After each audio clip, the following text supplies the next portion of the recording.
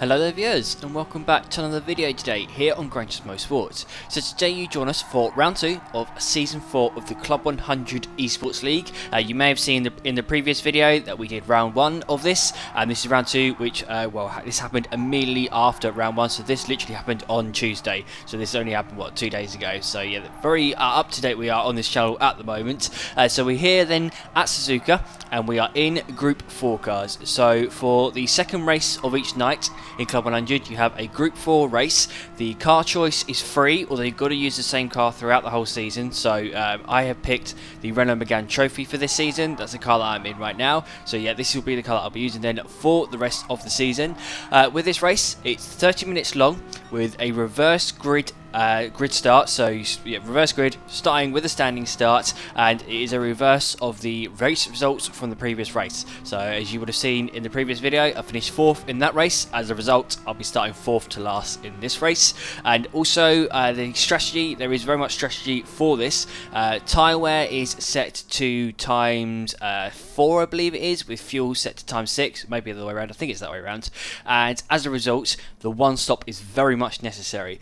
In my car, I can just about do half the race on a tank of fuel flat out, so I can just about do 7 laps on a tank, but yeah, very much have to pit for fuel and for new tyres at the halfway mark. Starting on pole position then for round 2, we've got Callum Brown, who's picked the McLaren 650S. Then you've got Kirth starting second, gone for a very brave car choice with the Audi TT, which is awful on tyre wear and awful at standing start. So it's very brave tyre choice for him. Ourselves, we're starting down in P8, then like I say, starting in 4th to last. So as he's got 3 lights, 4 lights and 5 lights, and away we go. And my car is an absolute weapon off the line. That's one of the reasons why I picked the Megane Trophy, because it's so good off the line. And well, just look at that. We've already made up 1 position. And now as we head down to turn 1, are we going to take anybody out? No, we are not. And we're instead going to make up another 2 positions. Are we going to make up a 3rd? Not quite. We did look up the inside of Jack Cameron Drayton there into turn 2, but decided not to go for it. So we're already up then into 5th place, having started down in 8th on the grid. Now for this race, I admit, didn't do much practice. Did kind of a couple of practice races, not in this car, tried out some other cars. I hadn't done much practice at all in this car. Didn't really know what I was doing, to be honest. It was kind of learn on the fly. As our teammate Marky Boy, he's gone off into the gravel trap on lap 1 of the race, having started right at the front. I think he was in P2 at that point in time, and he's gone flying off into the gravel trap. I'm not quite sure why, if he got edged off or whether he just kind of, had a bit of a brain fart and went off. But he's now, he's down to the back, so that's not great for us, for Team No Practice, as I have called ourselves. But that is to our benefit now. We are up into P4, as we actually got into the back of Jack there, going into the hairpin. Not quite sure what happened there. I think it was a bit of a concertina effect, kind of people closing up on each other there, because I didn't brake particularly late, so I made the corner fine. So yeah, lost a bit of time there. Nearly out of the slipstream range of Jack, which is not a good thing, as we've got the best teammate ever, Treviso, behind us. Now, the thing is with this Megane Trophy is great through the corners, great on tyres, awful on the straights, like really slow on the straights. Like, I'm in the slipstream of people who don't have slipstream, and I'm not catching them, even though I've got slipstream and they haven't, and I'm not catching them, and I'm giving it full beans as well. This thing is rubbish on the straights, brilliant through the corners, rubbish on the straights, as we've actually fallen out of the slipstream range of Jack down that straight. We lost a 1/4 of a second in there, just down on the run to 130R. Coming into the chicane then, we've got Trevor looking up our inside, but decided not to go for it, and coming out of that chicane there, coming out of the Casio triangle, both me and Trevor have gone off into the gravel trap. I just got it wrong, going through that last part, going over the curb. The curb just kind of threw me off into the gravel trap, so we've now lost 1 position as Tim Clark has come flying past both me and Trev, making our way now down into turn 1, and we've got the leaders off in front of us. So the 2 leaders up ahead, they have gone flying off the circuit, off at turn 1, so we are now up into P3, and wow, that's gone very well for us. Callum, Brawl and Toby had it coming together then, going into turn 1, and I'm going to cut to the replay of that now. Looking for a way past into turn 1. Oh, it's the contact, and yes, Brule is off the road there. A long way off the road. He's just about kept it in control, lost a couple of positions. Well, let's have another look at that situation and what happened there. Yeah, he did get and big nudge from Toby Nichols behind. I think Toby Nichols led him back through. Yes, he did. Good sportsmanship there between those two drivers, but as a result have lost a lot of positions and a lot of time at the front of the field. As you can see there, that was a costly mistake by Toby Nichols going into turn 1 as he had it coming together with Callum Brawl. So we're now then up into P3 in the slipstream range as well of Tim Clark in front of us. So that should enable us to do a little bit of short shifting, do a bit of fuel saving on the straights, so that we can then try and outdo people then in the pits, try and jump some people in the pit stops. 2 laps later, and well, we've actually fallen out of the slipstream range of Tim Clark in front, as I was really struggling to keep up with him. But as we come out of Techno 2 here, have a look at Jack Cameron Drayton in front as he slams into the wall going under the bridge. So coming out of Techno 2 then, he's run wide and hit the wall, and going into the hairpin, he's going to make a hash of this corner too, as I think the dirty tyres I think caught him out. So he's gone in very deep into the hairpin there, and what that means is that has held up Tim in front of us, and it has enabled us to get back within the slipstream range then of Tim Clark. So we've got back under that magical 0.75 second gap, got back within the range, so that is going to help us a lot here. To be honest, I was really struggling to save any fuel. I was struggling to keep up going flat out, never mind then start short shifting. So yeah, really not saving all that much fuel here, really struggling to keep up. Basically it's on the straights here, so going down these straights, even when I am, like I say, in slipstream range, I'm still like falling behind for people are still pulling away from me, so we really are struggling here. 1 lap later then, as we make our way out the Casio Triangle, we are just about within the slipstream range still, and coming across the line then, going to have a look at our fuel down in the bottom right. Got 2.5 laps of fuel remaining at the end of lap 5, so we should be able to get halfway through the race then on this tank of fuel. And as we head on into turn 1, Jack Cameron Drayton in front makes a very costly mistake as he goes in ever so slightly too deep into turn 1, and he gets claimed by the AstroTurf on the outside of that first corner, and he's just crashed out of the lead of the race. So going to go and have a look at the replay here. And Maximin has used more than half of his fuel, so yeah, I reckon. Oh, now is that a problem for the leader? Was that the red BMW off the road? Yes, it was. Well, let's try and catch a sight of what happened here. Down into turn 1. I think it's an error all on his own. Oh, yes, he's caught the curb. And that's a big spin for Jack Cameron Drayton out of the lead. He was leading this race very, very well, and he's going to rejoin, I think, down in 9th or maybe 10th position. Yeah, 9th place, just ahead of the McLaren there. Can I just say, by the way, really well held there, Jack, with that 360. That was a very good 360 then into the gravel trap. You could have very easily ended off in the wall or facing the wrong way, but actually you didn't lose all that much time there, and Jack, he's still in the pack. So although he's gone off into the gravel trap, he's in 9th place, and he's still not all that far behind us. Jack, he was going really quick in this race, really good pace in the BMW M4. I kind of wish I'd picked that car now. Turns out that car is really not only quick, but also really good on fuel, so I am rather jealous of his car choice.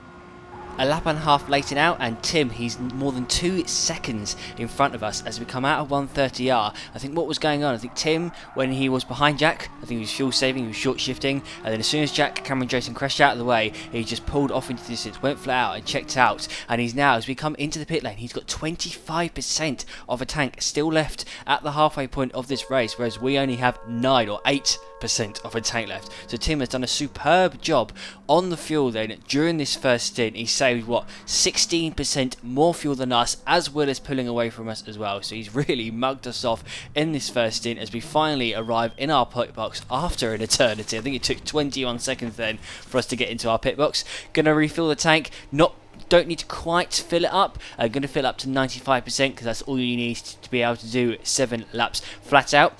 Where are we going to be when we come out of the pit lane? We didn't do a great job on fuel saving in that first stint. We couldn't really do much fuel saving, to be honest. We had to go flat out to stay in Tim's slipstream. So coming out the pits then, Tim is nowhere to be seen. He's miles off into distance, 7.5 seconds in front of us. So he's mugged us off completely. And coming out of the pits now, we are just in front of Jack Cameron Drayton. So like I say, he didn't actually lose all that much time when he had his off. And as a result, he's right behind us. He did well, a good job with the strategy as well. I think he did quite a lot of fuel saving in that first stint. So he's now just about within our slipstream range as we go through the S's.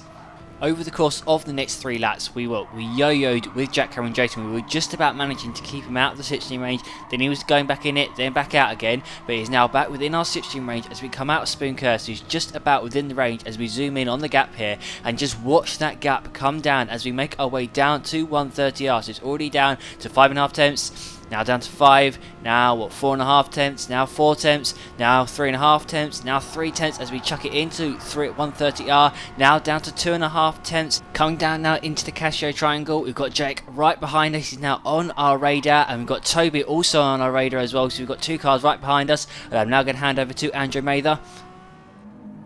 But great racing here in the Group 4s. I think we're going to have a lot of fun with these 30-minute races over the next 4 weeks. Battersby has to go defensive, or has to go defensive twice in fact, on Jack Cameron Drayton, and they're nearly side by side, nearly touching as they go through turn 1. Great driving from both competitors there. That nearly ended up in a huge incident.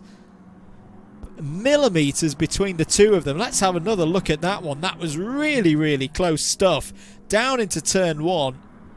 Cameron Drayton trying to go round the outside, not able to do so.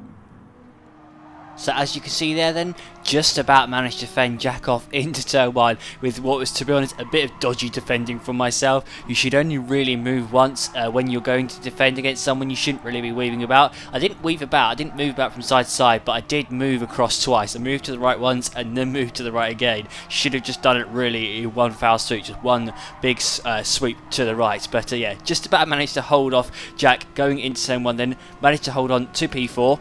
Heading down now into the Degners, I'm going to cut to the outboard shot and we'll have a look at Jack behind me in the red BMW as he, comes flying through shot. He's, fully off the circuit there, going into Degner 2. He kind of got Degner 1 rather wrong. I think he went in a bit too hot into Degner 1 and, exited stage left. So that is Jack then, crashed out of our race at least anyway. That is the end of Jack Cameron Drayton. We do still, though, have Toby right behind us. He is very much within that slipstream range, as you can see him on the radar. So we're going to have to fend Toby off then, who's also in the BMW M4, as we head down to Spoon. And I'm looking at the radar at this point in time and then looking ahead, and wow, that was very naughty of me, to be honest, as I just about pushed Toby off the circuit. In my defence, I was looking at the radar. Then I had to look where I was going, obviously, because I had to look at the track. I had to turn right through that kink before Spoon. Stopped looking at the radar, moved over to the left to defend.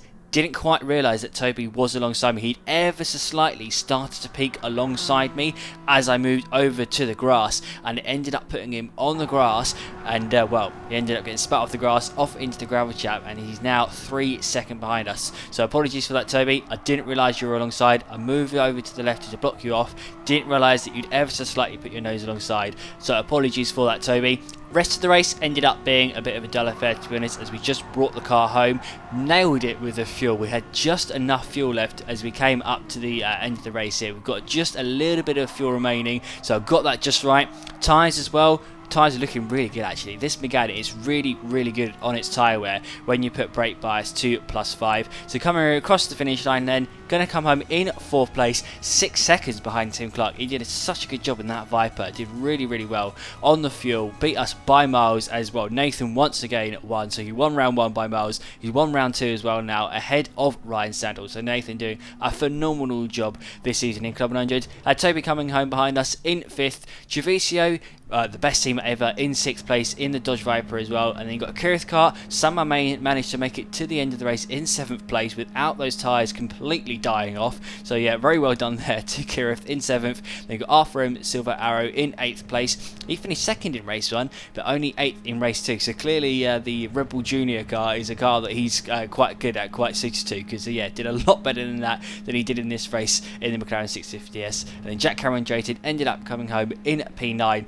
with Callum Brawl and Marky Boy not really trying. Callum came home more than a minute off the lead, and Marky Boy actually ended up the race by doing donuts. Having a look at the championship standings now, you've got Nathan miles ahead of everybody in the lead of the championship already after only the first round of races. So yeah, took the victory and the fastest lap in both of those races. So he's now on 52 points. You've got Ryan Sandel in second place, and then you've got Javier Gorostini Turner, sorry for butchering your name, you're in P3. Then Tim Clark in fourth. You've got myself down in fifth. Now, when I saw these championship standings, I was a bit miffed because I finished fourth, and yet I'm in fifth in the standings. So work that one out. How have I managed to end up fifth in the standings even though I finished fourth and fourth? Surely I should be at worst in fourth position, if not higher. So I was a bit miffed when I saw that, especially considering that Javier finished second and eighth, and yet he's 2 points ahead of me in the championship. So yeah, I need to get my head around these Club 100 point system. It's definitely not like MRL. This point system seems to very much reward the podium finishers, and if you don't finish in the podium, you're screwed basically. If you don't get in that top three, you're not getting any points whatsoever.